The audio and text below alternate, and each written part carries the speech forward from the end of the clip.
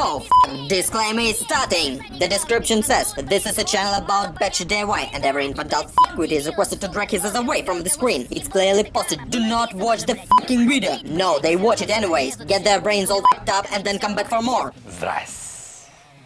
After a short break, let's continue the beatings. As always, our regular segment, Comment of the Day. I would like to see how you weld two parts while drunk standing on roller skates during a severe storm. Challenge accepted. Our dear DIY craftsmen do their best to draw my attention to their shitty DIY, and today I'm going to reward their efforts and rip them a new one. It's not surprised that our crap crafters have huge problems with causality. They can ruin a perfectly working crescent wrench to make some obscene piece of shit. They can take a crescent wrench and turn it into a check key or pin wrench. And when they need an adjustable wrench, they would make it out of file and some scrap metal that is laying around. A logic. So, if you got hooked on DIY, then in order to make such an adjustable wrench, you will need M16 nuts, M16 threaded rod, square tube 20x20. Grinder and welding machine don't count. Now let's watch that masterpiece. Interesting how Craftsman finds his way out.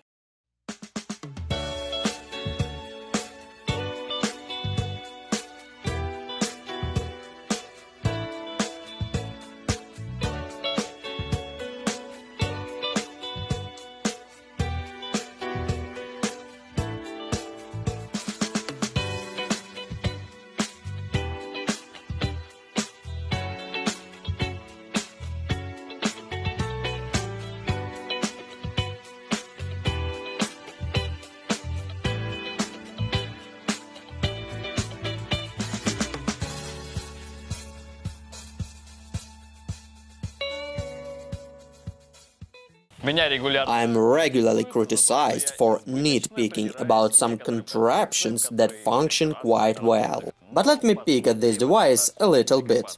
I always thought that the most important thing for any tool that is used to unscrew fasteners is that it must be rigid! However, I may be wrong. Well, as you figured out, I did buy a piece of threaded rod, several nuts and a meter of square tube 20x20 for a reason. Now we'll try to replicate the masterpiece. And of course we'll test it out afterwards. Let's precisely follow the instructions. Let's measure off 5.5 metric centimeters. Now 16 centimeters. Since according to the manual both ends of the tube are kept, we are going to change that part a bit and cut our square tube at a 45-degree angle to facilitate decapitating, capsizing, capping, well, to get rid of holes. Let's chamfer the edges and weld the parts together.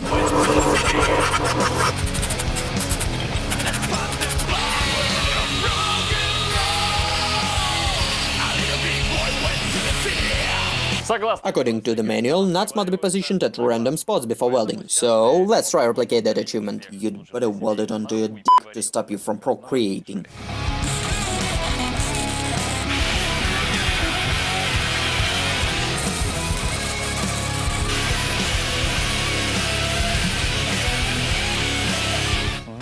What an atrocious piece of horse shit have we made? And now it's time to test it out. Like I said before, any tool must be rigid! That's why right now we are going to create rough conditions to test our... Who the fuck knows what it's called? We have rusty bolts, one piece. Rusty nut screwed onto the bolt, also one piece. Proper rusty nut. When in doubt, lube it out and try to unscrew it.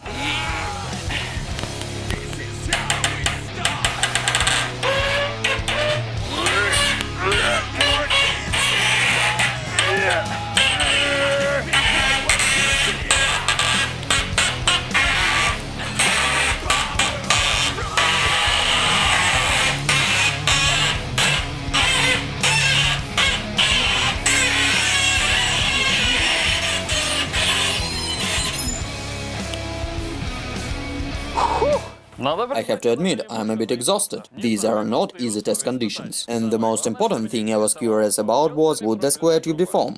Nope, but it's just a matter of time. To my extreme surprise, I have to admit the tool works. But the question is, why the fuck? Why the fuck? Why the fuck? Why the fuck? I have noticed that stupid people have no problems with insomnia. They sleep well, they wake up, create challenges and then overcome the challenges heroically. And this is despite the fact that one can buy the same thing dirt cheap at a store and not waste half a day to make it. The next DIY tool in our today's video. Our dear DIY Craftsman wants to present you a new concept of a cam clamp.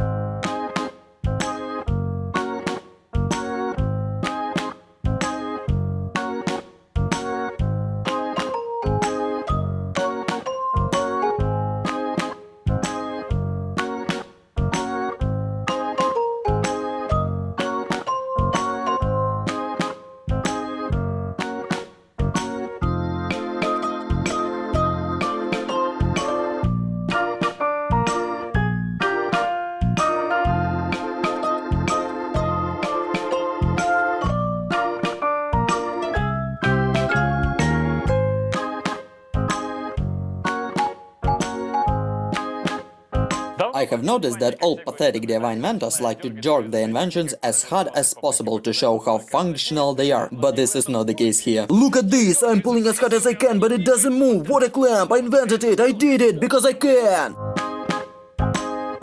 Fuck, look at this piece of shit, right here he busted himself and showed that his shit doesn't work. He clamped it and started moving his hands kinda trying to show off that it stays put, but it clearly doesn't hold in place for shit. Maybe excused from replicating that crap, it's useless piece of shit. This dumbfuck just busted himself. However willing I am to improve that non-functional piece of shit and then try to bust it, there is nothing to bust here. It's glaringly obvious waste of time. I went to the crappiest store and bought the fanciest clamps they had. And what do you think? I didn't remove price tags. $6 American. And another clamp, try to guess the price. $4.50. Come here, come. I'll teach you right now. It's really simple. Watch. Take pieces of paper like this. These are called Russian rubles. Take these bills in your hand. 1, 2, 3, 4, 5. Go to a store, come up to some guy at the counter, take this piece of paper, give it to him and say, "Mister, give me a clamp, please." The guy will give you a clamp and some change. Treat yourself to some ice cream. Look at that man. He is using a clamp, plain and simple.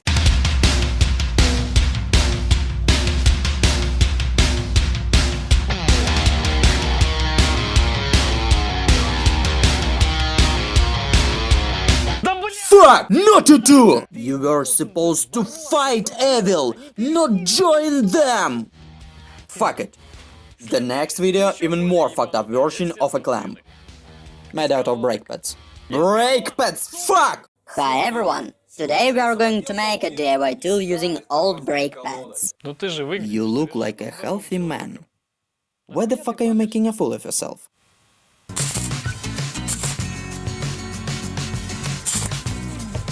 Shit, of course. How could we do without our gorgeous welds? Of course you figured out, it's a clamp. No shit, Sherlock. Of course we guessed it's a clamp, but frankly speaking, it looks more like a formless piece of shit. Huge and tough. $6. I'm sure it is very reliable. You can lock any huge thing using that clamp. $5. $4.50. Now we are going to test it. Fine.